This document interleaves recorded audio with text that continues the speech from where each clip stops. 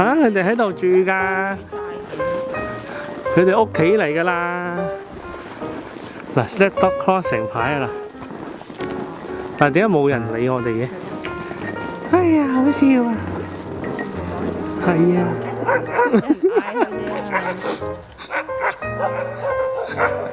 一呼百九應啊！一呼九應啊！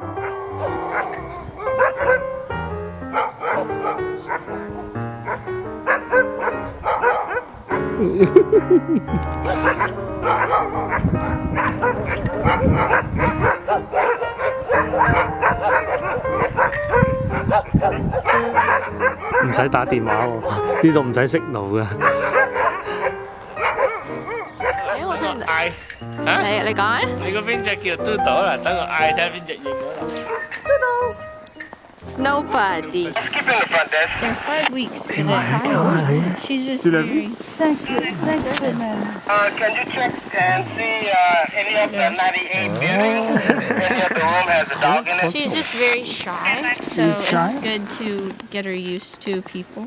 Yeah. Just carrying her around like this. They're all working sled dogs. And you're probably looking at them think they look like mixed breed dogs, because they're so different looking, but they're actually what are called Alaskan Huskies. And the Alaskan Husky is not bred for their looks at all. They're just bred for their working ability. Here's, they've been breeding for race dog, which is a lot smaller type of dog. And I'll show you, you guys want to follow me. So Alaskan Malamute is not for dogs there. Not anymore, really. No one really uses them anymore for that. Back then, yeah. But they're not good dogs to race with because they're too big. And just like big people, they get injured a lot easier than smaller dogs. And they're also really slow.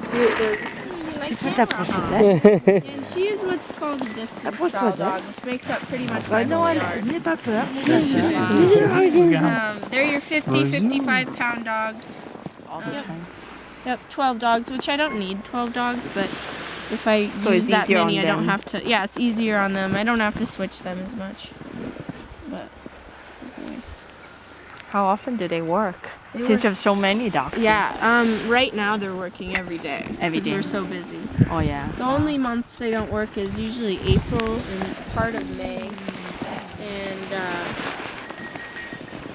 and then it's too hot usually in the summer. Yeah. Like the ideal temperature to run these dogs in is -15, -20. I'm surprised they don't get cold, huh? They don't get cold. They're bred for cold weather. They love cold weather. Like this is warm for them. Wow. So. Do they get along well? For the most part, the team they don't all get along that well right now because I have a team that I'm using To breed? that I'm borrowing, and they're all females and they're not spayed, so it causes everyone to fight. Uh-oh. Boy. And they all know. And this is what we use in the winter for tours.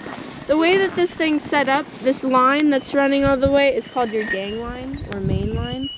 And then the long black lines are connected to the back of those harnesses. That's what they pull with. And then the small chains are connected to their neck. They go right. If I say hawk, they go left. If I say straight ahead, they go straight. Behind them are what are called your swing dogs. Swing dogs' job is to help the leaders swing the team around corners. What's going on? Nothing they get.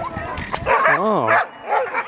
And that leader, Maverick, usually only runs by himself. Wow. Only runs what? By himself. Usually you have two leaders. They kind of help each other out. But Maverick is just better by himself. Oh. He's old too. He's the boss. Yeah, he's the boss. Yeah, and he's not your typical sled dog. He's very short. Which is called your drag brake. And if I want to slow down, I'll stand on this. And then if I want to stop, I have this brake, which stops me. But if I let up or I let go and fall off for some reason, they will keep going. They don't come back. Uh-oh. So you have this thing. Is there a help command? No. If you yell, like to tell them to stop, they go faster. Uh-oh. So you have the snow hook, which anchors your tail in the water. They're not going to drink it. So you bait that with the food, and you feed them in the in the morning, kind of like a soup. Hardly any food, more water than soup or than food. And then at night you trickle them, and you feed them at night. And then when it's really cold, we mix in things like sport. So your first big race of the year is what is called the Yukon Quest. And these two races that I'm talking about are the longest races, dog sled races in the world. So the first one's the Yukon Quest. It starts in Fairbanks, Alaska, goes to Whitehorse, Canada. The next year it switches and goes from Canada to Fairbanks. This year it went from Whitehorse to Fairbanks. And it's a 1,000-mile race. On that race you start with 14 dogs. There's a ceremonial start in Anchorage, Alaska, and that's not part of the race. That's where you have what's called an Iditarod who has paid to ride in your sled for 12 miles. And then the race really starts the next day at a place called Campbell Airstrip and goes from Campbell Airstrip all the way to Nome, Alaska. And it takes the southern route on odd years, the northern route on even years. And it's 1,049 miles, they say. And on this race you start with 16 dogs. Same rules, if you drop a dog, you can't replace the dog. But unlike the Yukon Quest, on this race you don't have a helper with you. So if you drop a dog on this half of the race, they are actually flown back to a women's prison outside of Eagle River right here, where the prisoners take care of them until your handler can pick them up. And then the dogs that are dropped on this half here in your dog sled, it wouldn't fit. It would not fit. Because you're going to have probably 3 of these at every single checkpoint. And you saw how many checkpoints there are on the Iditarod. There's a lot. But, so you have what are called drop bags. And what you've done with these drop bags is you've taken these and you fill them with whatever you think you're going to need. Extra dog food, dog booties. Where's all my dog booties? They're like 10 pounds. And sprint mushers are crazy to me. They're nuts. They're actually the smartest dog mushers because you can actually make money and have a job if you're a sprint musher because the races are so quick. Like they're 1 to 40 mile races. And those dogs are going in the 20s. Like they're going very, very fast.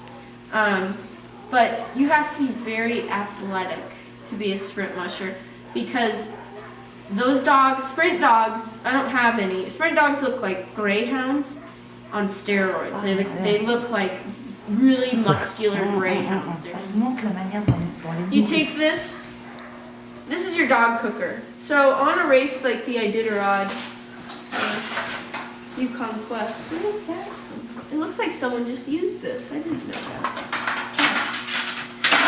On the Yukon Quest, there's stretches where there's no water at these checkpoints. It's not like I can run into a gas station and be like, I need water for my dog. So just cook ice. Yeah, Yes. you have to, and if there is water at one of these checkpoints, all it is someone has taken an ice auger and drilled a hole in the ice for you to get water. But it's cold. You don't want to give your cold dogs cold, freezing water. So the way that you feed them is you take your dog cooker right here, you pack this thing filled with ice. Wow. And you don't have to buy these. They give them, or they provide this for you on your race. This is like a whole new level than those REI camping gear. Yeah. Oh yeah. And you melt.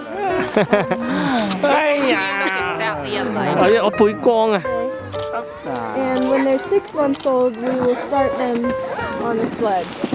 6 months old? Right from the beginning. Do they have the mini sled to pull? Nope, they pull big sleds just like the other guys. They go pretty big bicycles. My Iditarod kennel.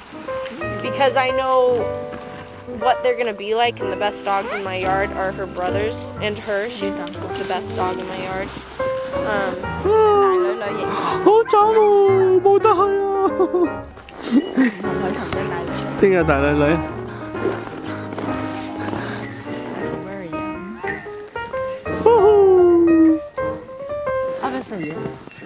She's